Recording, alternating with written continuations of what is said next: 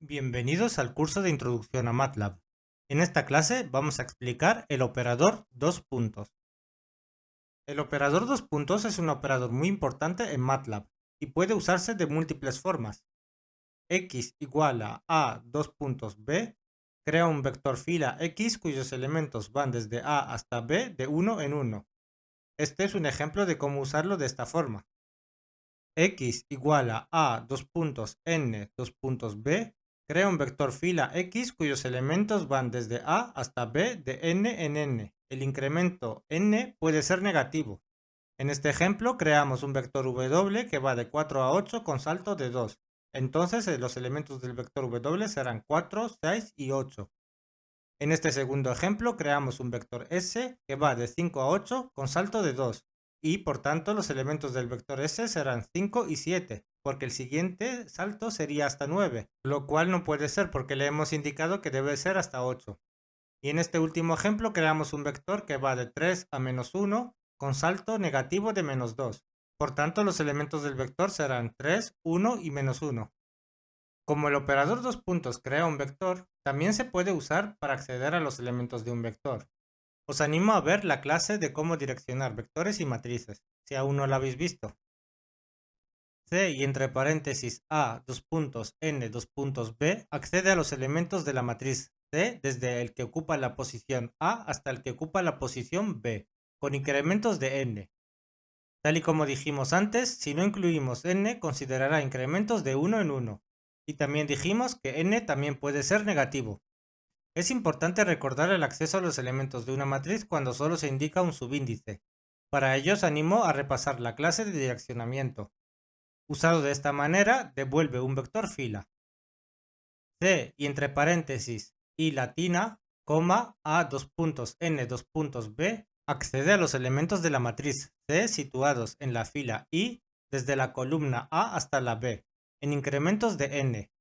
También se puede hacer lo mismo con las filas, o con las filas y las columnas al mismo tiempo.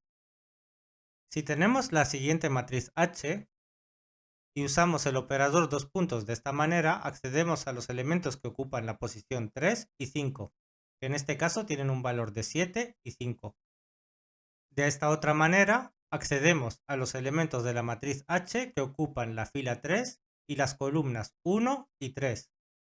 De esta otra manera, accedemos a los elementos que ocupan las filas 1 y 3 y la columna 3. Y de esta otra manera accedemos a los elementos que ocupan las filas 1 y 3 y las columnas 1, 2 y 3. Si el operador dos puntos se utiliza solo, es decir, sin indicar el inicio y el final, significa que seleccionamos todos los elementos del vector o de la matriz. V y entre paréntesis dos puntos selecciona todos los elementos del vector V. Devuelve un vector columna. A y entre paréntesis dos puntos selecciona todos los elementos de la matriz A. Devuelve un vector columna. A y entre paréntesis dos puntos, coma J selecciona todas las filas de la columna J de la matriz A.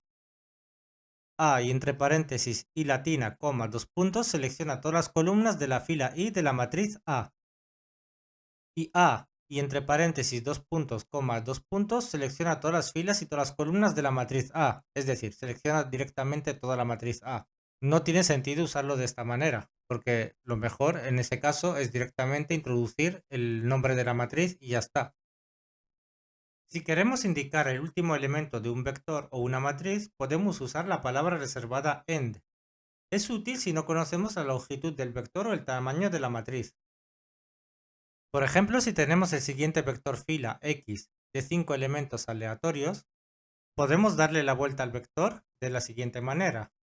Lo que hacemos es asignar al vector X el mismo vector X direccionado de la siguiente manera, desde el último elemento, mediante la palabra reservada end, hasta el primero, con incremento de menos 1. En este segundo ejemplo, creamos una matriz mágica A de 3 por 3. A continuación, asignamos a la matriz A la misma matriz direccionada de la siguiente manera. Escogemos todas las filas, pero a la hora de escoger las columnas lo hacemos desde la última hasta la primera con incremento de menos 1. Esto lo que hace es mover de posición las columnas, Es decir, la última columna empieza a ser la primera columna y la primera columna pasa a ser la última columna. Con esto concluimos esta clase. Espero que os haya servido de mucha utilidad. Suscribiros y os espero en próximos vídeos.